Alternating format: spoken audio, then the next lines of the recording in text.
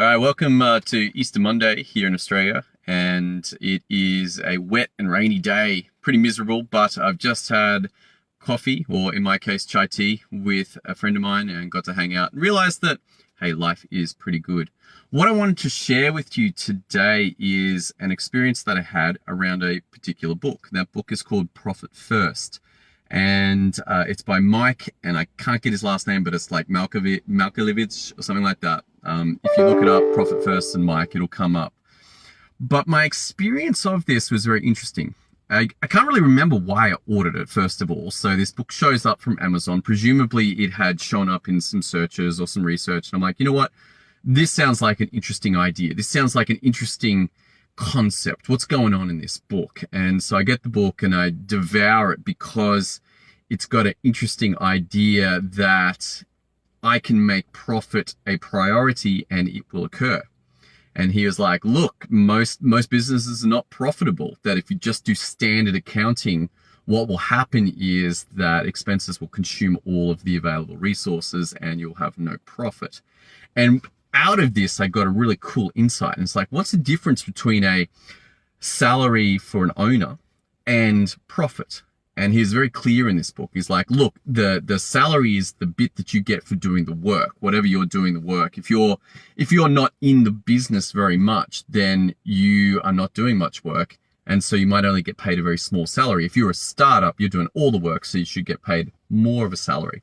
But the other bit that's left over is the benefit for the risk that you are taking by setting up this business, by setting up this enterprise, that there has to be some left over in order for it to be profitable.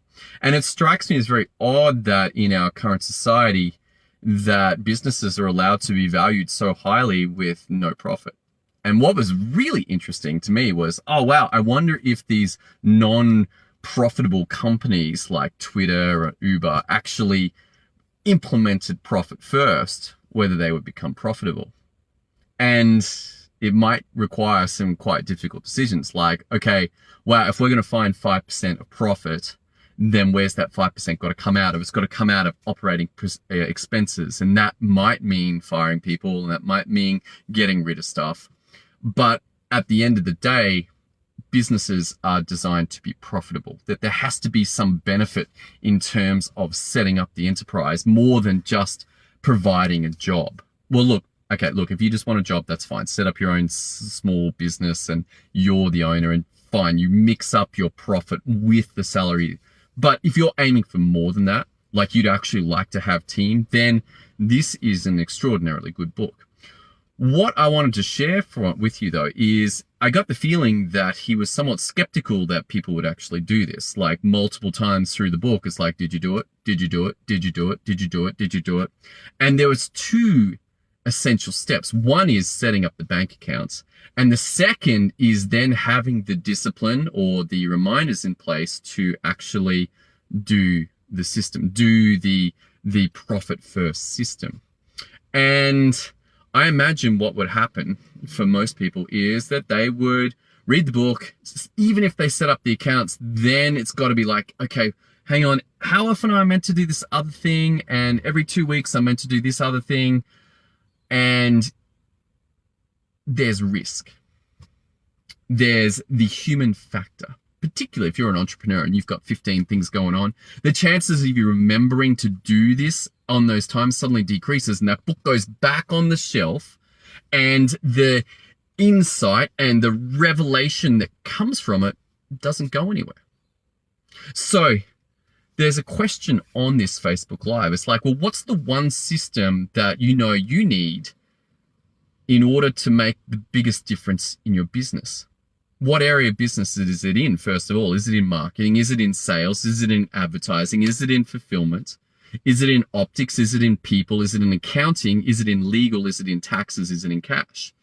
Like, it's funny that this book called to me because cash is not something that I had been paying attention to. But to get this in place, suddenly I'm like, you know what? Getting my businesses profitable became a priority because I can see that as they grow, there's this beautiful chart in this book And it's like, oh, wow, if you're running $1 million business, then the percentages of how much profit and how much owner's salary and how much operating expenses change. And if you're running a $20 million business, then they change again. And if you're running a less than $250,000 business, they change.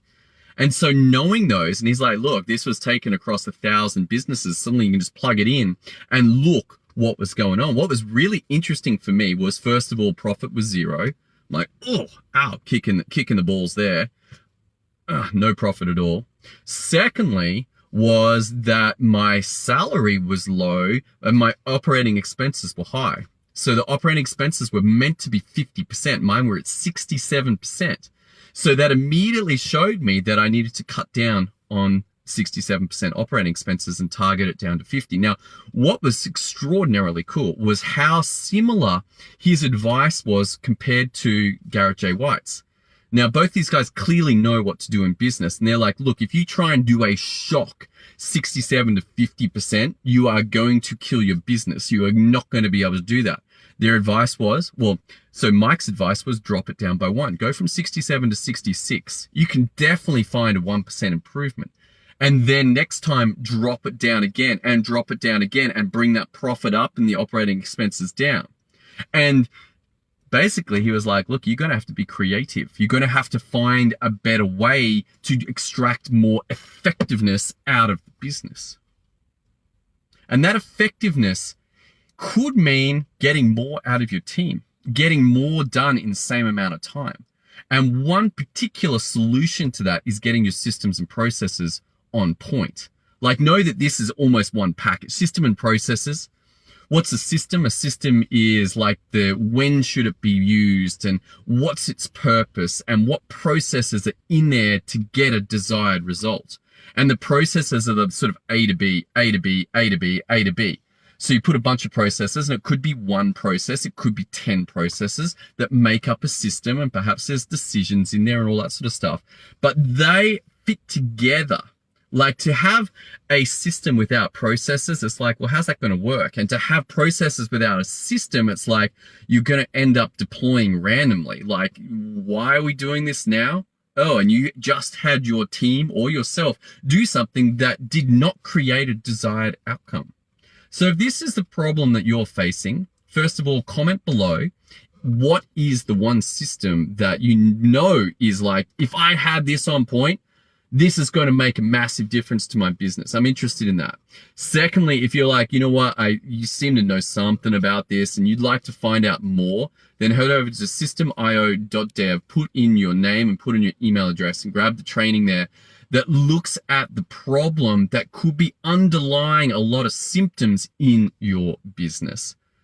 All right, that's all I got for you today. I'm going to go and hang out with my family, and I hope you have an awesome day. Look forward to catching you again on another Facebook Live very soon.